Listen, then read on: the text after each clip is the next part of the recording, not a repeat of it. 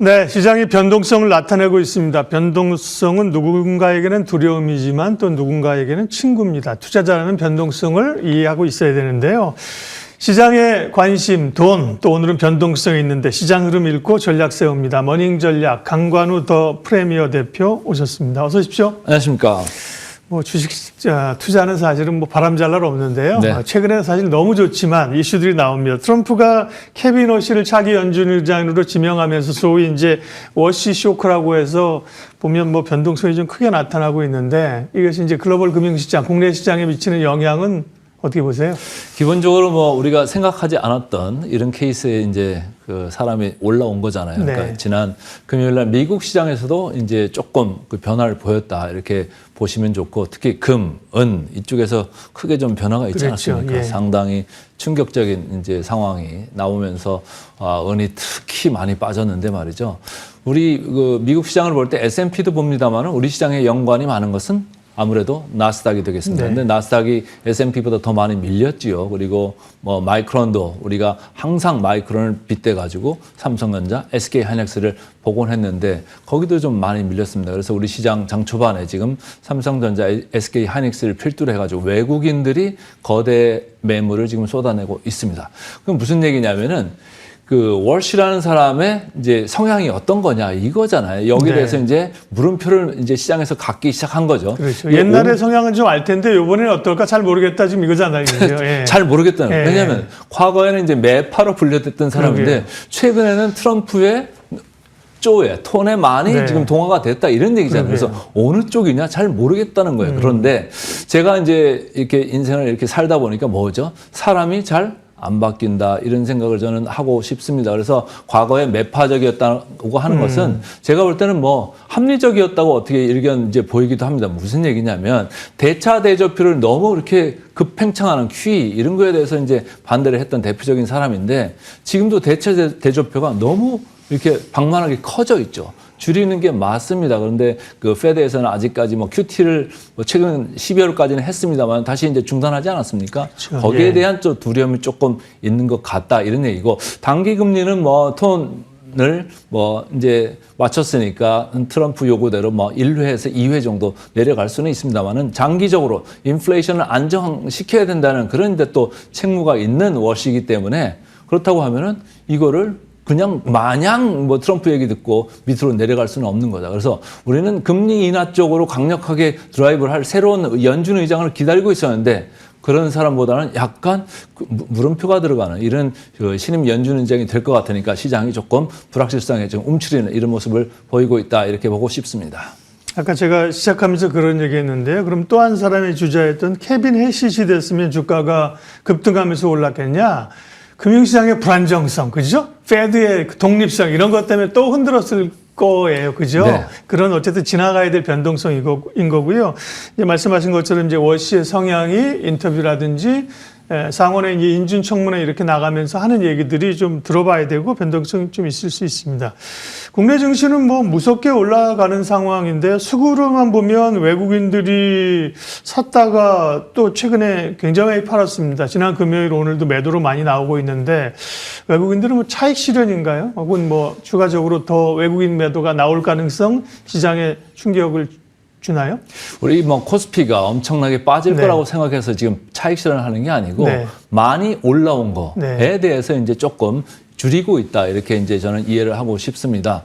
이게 코스피가 지금 비싼가요? 비싸지는 않습니다. 왜냐하면 밸류에이션이 어느 정도는 정당화할 수 있을 정도로 삼성전자, SK 실적이 너무너무 잘 나오고 있고 최근에 실적 상향도 상당히 극적으로 지금 이루어지고 있습니다. 그걸 기준으로 봤을 때는 우리가 선행 PER이라는 걸 봐야 되는데 그걸로 봤을 때는 지수가 지금 5,200, 5,300선에 와 있습니다만은 PER이 10배도 아직도 안 됩니다. 그 정도로 실적을 많이 상향을 했어요. 그러나 우리가 선행 PBR이라는 걸 봤을 때는 이미 1.4배를 넘어서 1.5에 다가서고 있습니다. 지난 역사를 봤을 때 아주 고점 중에 고점 이 근처에 와 있고요. 우리가 통계적으로 볼 때 3시그마 표준 편차를 넘어가는 그 선상까지도 고개를 쳐들었다. 그런 관점에서 외국인들은 조금 이익 실현을 하면서 다른 나라 쪽으로 가는 거 아니겠느냐 이렇게 보고 싶습니다. 네. 개인 투자자들의 자금이 워낙 많고 막고 있지만 사실 개인 투자자들은 뭐 좋고 나움의 그 심리적인 변동성이 크잖아요. 외국인들은 여기서 소위 흥분하지는 않는다는 거죠. 수익이 났으니까 차익 실현하고. 그러나 우리 시장을 끌고 가는 거는 어쨌든 간에 실적이 근거가 되는 성장성에 대한 믿음이 매우 확고한 반도체입니다. 사실 이전에 뭐 삼성전자 하이닉스 오르기 전에도 오셔서 되게 좋게 보셔서 그때 산 분들은 아마 수익 엄청 났을 텐데요. 주가도 많이 올라왔고 지금 이익도 늘어나고 실적치도 늘어나고 모든 게 다 이제 업사이드 된 상황이라 반도체는 지금 삼성전자 하이닉스 어떻게 됩니까? 지금 뭐 실적이 나왔습니다만 제가 볼 때는 추가적으로 상향 조정될 가능성이 크다. 예. 그래서 삼성전자, 하이닉스 양대 산맥이 지금 합산으로 금년에 추정되는 영업이익이 이제 300조 시대가 다 됐습니다. 그리고 네. 내년에는 300조를 넘어가는 이 추정치까지 나왔거든요. 그리고 플러스 해가지고 최근에 나온 얘기들은 주가 환원에 대해서 삼성전자도 SK 하이닉스도 이런저런 얘기를 내놓고 있습니다. 그래서 제가 주가적으로 먼저 말씀을 드리면 이미 패는 다 나왔다. 우리가 패를 다 볼 정도로 이제 파악할 정도로 나왔다. 네. 다만 이익은 더 많이 올라갈 겁니다. 26년 2분기도 올라가고 3분기도 올라가고 분기적으로 계속 올라갈 거고 27년을 봤을 때도 26년 대비 이익은 삼성전자, SK 하이닉스 공이 10%씩은 올라갈 거로 지금 추정치는 보여주고 있습니다. 다만 25년에서 26년 올라가는 이익 모멘텀이 훨씬 더 강력한 양사가 되기 때문에 그걸 보고서 분기 영업 이익률의 그 모멘텀에서 좀 힌트를 찾으려고 하지 않겠느냐. 그렇다고 봤을 때는 1분기, 2분기, 금년 1분기, 2분기가 분기 영업이익 그 증감률로 봤을 때는 가장 피크인 국면입니다. 그래서 우리가 패를 다 본 입장에서는 지금부터는 올라갈 때마다 서서히 좀 줄이라는 이런 차익 실현 욕구가 발동되지 않을까 이렇게 보고 싶습니다. 네. 그러면 기본적으로는 이익이나 뭐 전망은 나쁘진 않네요. 좋으나 오른 거에 대한 약간 전략적인, 예를 들면 올라주면 좀 줄였다가 또 좀 조정받으면 사고 뭐 이런 게 좋습니다. 네, 그렇죠. 이제 여기서 또 밀릴 예. 수가 있어요. 지금 예. 대만 지수를 한번 보시죠. 대만 지수를 네. 보시면 최근 3일 동안 그 고점에서 한 4% 밀리고 있습니다. 예. 대만의 대표적인 데가 어디죠? TSMC죠. 예. 자, TSMC 뭐 IT 관련돼서 쭉 올라갔던 겁니다. AI 관련 대표적인 이제 국가 지수 중에 하나인데 우리도 지금 삼성전자 하이닉스에 끌고 올라간 감이 있거든요. 그래서 우리가 너무 급하게 달린 그런 감이 있어서 1월 효과가 이렇게 강력한 건 역사적으로 그렇죠. 없었습니다. 예. 그렇기 때문에 잠시 좀 쉬어가는 국면이 있을 수가 있다. 아까 우리 앵커께서 말씀하셨는데 마침 또 케빈 월시까지 들어왔으니까 변동성이 조금 살아날 수 있다. 그 점은 리스크 관리에 유의하시면 좋을 것 같습니다. 네. 대표님은 뭐 리서치 또 운영 회사에 실제 프론트에서 오랫동안 계셨고요. 저는 이제 사실 언론에 있었는데 이런 그 사실 반도체처럼 지금 이렇게 확고한 강력한 그런 미래가 보이는 주도주도 사실은 많지 않았습니다. 그죠? 네, 반도체 그렇고요. 다음에 이제 반도체와 함께 외로우니까 투탑으로 갈 수 있는 게 누구냐? 뭐 조선방산, 뭐 자동차 하다가 결국은 현대차 그룹이 급부상하면서 좀 그 밸런스를 소위 페이스메이커를 맞춰가는 거거든요. 그러나 이제 오른 거에 대한 부담도 있어요. 실적 발표했고요. 자동차주는 어떻게 보세요?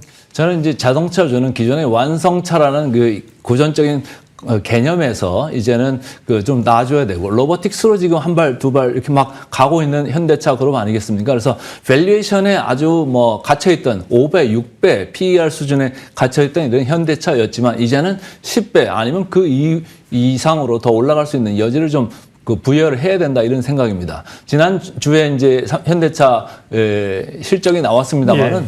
생각보다 안 좋지 않습니까? 관세 여파가 아무래도 있지요. 그리고 이번에 관세를 또 다시 한번 25%로 뭐 인상한다 이런 얘기가 나오면은 현대차 그룹한테는 사실 숫자적으로만 보면은 부담이 되는 이런 사건이 맞습니다. 그러나 밸류에이션으로 볼 때 우리는 이제는 고전적인 저평가 영역에 있는 이런 그 밸류에이션보다는 조금 열어주는 그런 밸류에이션을 봐줄 필요가 있겠다 이런 생각을 합니다. 그래서 뭐 아까 삼성전자 하이닉스도 그렇습니다만 현대차도 잠깐 밀릴 수는 있습니다. 그런데 조금 좋은 쪽으로 바라보는 중장기적인 시각 변환 이게 좀 필요한 26년이 될 것 같다 이런 생각입니다. 네.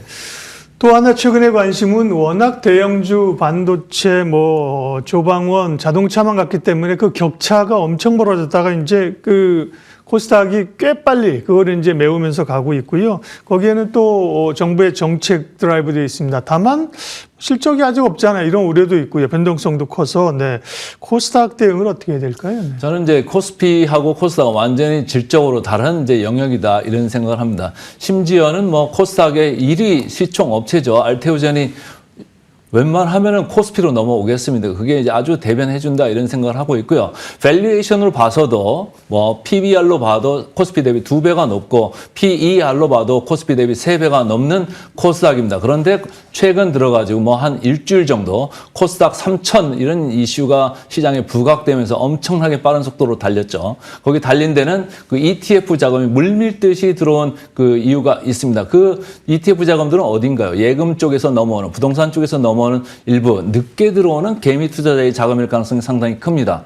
그래서 제가 볼 때는 너무 지금 무분별하게 나간 코스닥이 아니겠느냐. 뭔가 좀 제도적으로 정비하고 모양을 갖추고 ROE도 올리고 이익도 내고 이런 다음에 코스닥에 달리면 좋은데 너무 앞서간 거 아니겠느냐 이런 생각을 합니다. 그래서 코스피는 코스닥하고 조금 질적으로 다른데 네. 코스피는 조금 내려가면 다시 올라올 이익이 충분히 있습니다. 어닝스 파워가 있는데 코스닥은 그렇지 않다는 점에 좀 유의하시는 게 어떨까 이렇게 보고 싶습니다. 그렇죠. 그러니까 이제 뭐 코스피 수익 났으니까 다 대형주 팔아서 다 소형주로 간다. 이건 좀 위험한 전략이죠. 뭐 투트랙으로 일정 부분 가면 좋을 것 같고요. 전략 마무리하겠습니다. 지난달에 말씀하신 것처럼 지수가 인덱스가 코스피가 24% 올랐습니다. 그리고 2월이 시작됐는데 그 2월의 전반적인 전략은 어떻게 짤까요? 저는 1월이 너무 많이 달렸기 때문에 2월은 좀 쉬어가는 2월이 될 것 같다 이런 말씀을 드렸어요. 25년에 우리 코스피가 전 세계에서 1등을 했습니다. 70%가 이제 넘을 정도였고요. 코스닥은 절반 정도 했습니다. 근데 제가 산타랠리 플러스 1월 효과까지도 생각했는데 1월 효과가 이렇게 강력할 줄은 몰랐습니다. 1월 효과도 24%나 올랐는데 이번에는 코스닥도 24% 올랐습니다. 그래서 이렇게 오를 때는 조금 쉬어가는 그런 국면이 있을 수밖에 없다. 근데 마침 변동성 그게 조금 보여지기 있기 때문에 2월 달은 약간 좀 숨을 고르는 이런 장세가 이어지지 않을까 이렇게 보고 싶습니다. 네. 마침 2월의 첫 거래일이었는데요. 오늘 더 프레미어 강관우 대표님께서 오셔서 2월 전략을 짜주셨습니다. 말씀 고맙습니다. 네, 머닝 전략 들었고요. 지수 한번 확인하겠습니다. 코스피는 5,100, 5,300까지 갔었는데 5,100입니다. 하루 변동성이요. 사실은 뭐 워시 쇼크 아니더라도, 네, 워시 쇼크 아니더라도 하루에 뭐 100포인트, 150포인트가 기존에도 움직였거든요. 그런 점에서 이제 변동성이 오늘 좀 나타나고 있는 상황에서 조심은 되고 또 좀 대응도 됩니다. 네, 코스피 코스닥 외국인들의 매도가 이제 오늘도 좀 거세게 나오고 그리고 환율이 달러 강세 해직 때문에 환율이 다시 오르고 이런 것들이 시장의 변화입니다. 네, 시장 공감텐 여기까지 마무리하겠습니다. 변동성 있는 날인데요. 잘 대응하시고 좋은 선택하십시오. 고맙습니다.